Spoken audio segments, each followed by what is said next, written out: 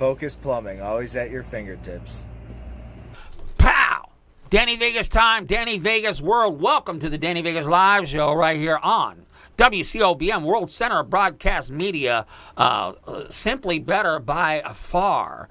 Extremely excited about what's going on today. We are doing some testing of our technology and changing things up a little bit. Man, I'm telling you, this is just great. I just love it. And I have the vision, and there's no doubt in my mind that with a little help from the boss man, Joe Gamble, we can get that done. Okay, what I want to talk about this segment. Segment 3, $750,000 into the show. Okay, let's talk about dope. What? Let's talk about dope. Okay. A new reality that is not going away. I don't care what the feds do. I don't care.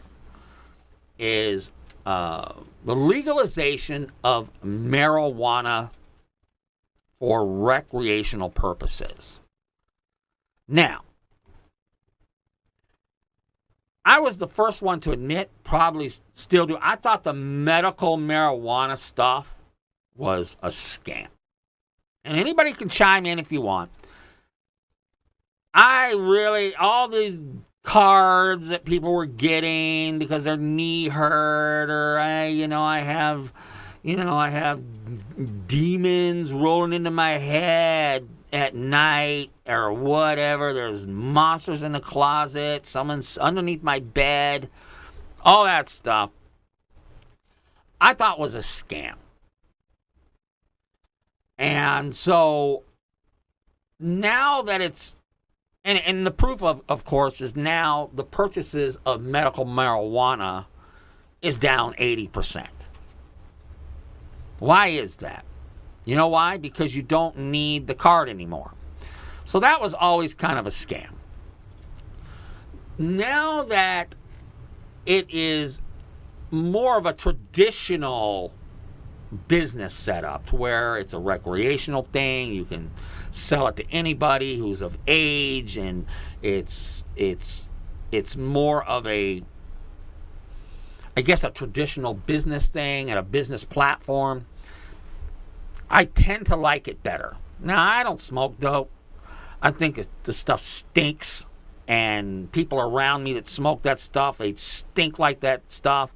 To me, I don't like drunk people rolling in on me. I don't like stoned people rolling in on me.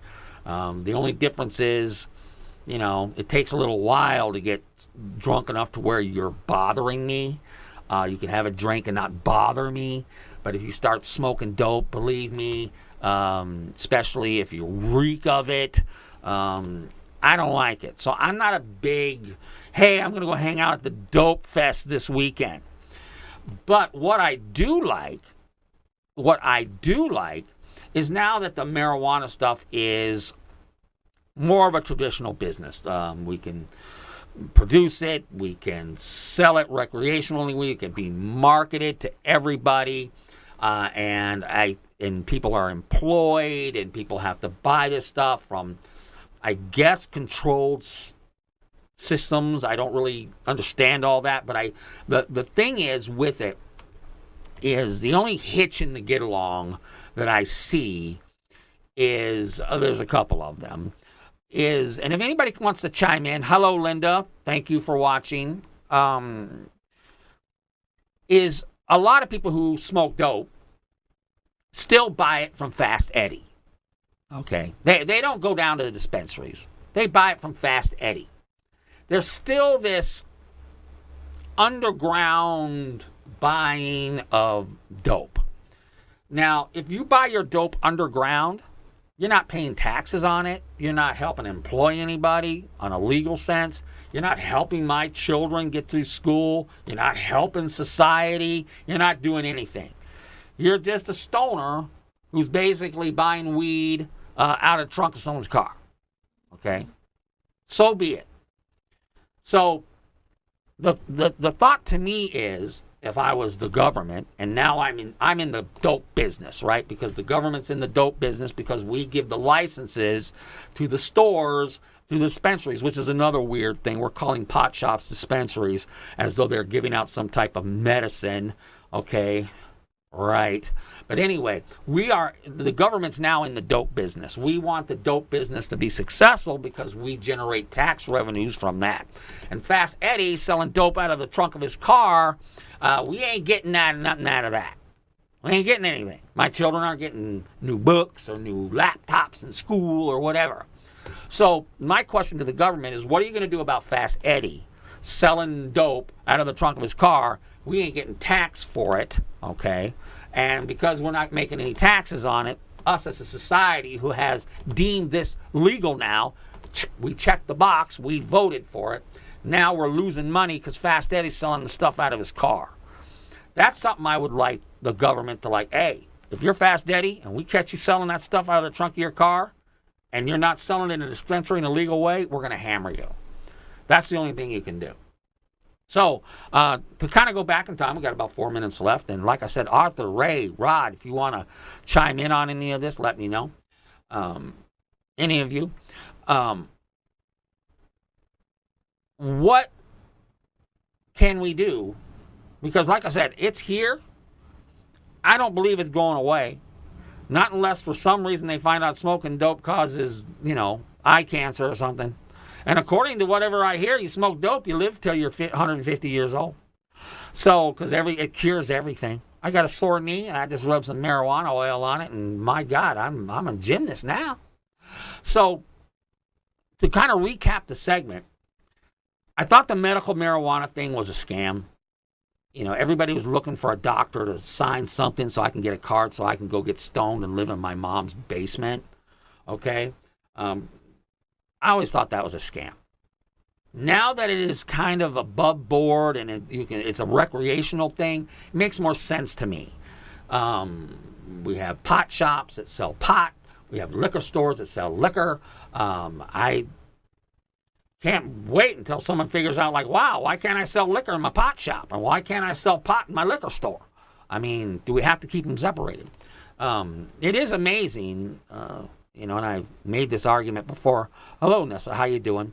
I've made this argument before that if you look at, there's a magazine out there, some pot magazines, and you look at the publisher and you look at all the people that are involved in it. Oh man, they're just the mighty whiteys. It's just all this corporate ties and nice suits and everything. Because pot business is legitimate now. My poor African Americans, okay, who are sitting in jail, and some white folks too, I suspect, and some Mexican folks. They're sitting in jail for selling dope 2 years ago. Now, oh my goodness, we got people all suited up and saying, hey, I'm the CEO of the Dope Factory Incorporated. I find that kind of interesting. I find that, anyway. Okay, Nessa, thank you so much. Can't get enough of watching your videos. They're amazing. You're an icon. Wow, did you hear that, Joe Gamble? Nessa, thank you very much. Gee whiz. I feel like but anyway, let's get back to the dope. So, I got a minute and a half left. So, the question for me is, as a person who doesn't smoke dope, I don't like the smell of it. I don't like I've had people come to meetings stoned, and it just pisses me off. Just like I'd be pissed off if someone came to a being drunk. I'm not into it at all. But I like the fact that the platform now can be marketed to tourists, and we can get some tax dollars for it. The question is, like I said in the first part of the segment, the question is, what do we do with Fast Eddie selling dope out of his car? Because the distribution of underground dope is still there, okay? A lot of people just buy it from Fast Eddie. They don't go to the dispensaries. They just buy it from Fast Eddie. My question is, what do we do with Fast Eddie? Because as a taxpayer, as someone who has agreed with this stuff, someone who has voted for this stuff, I want the money. I want the tax money.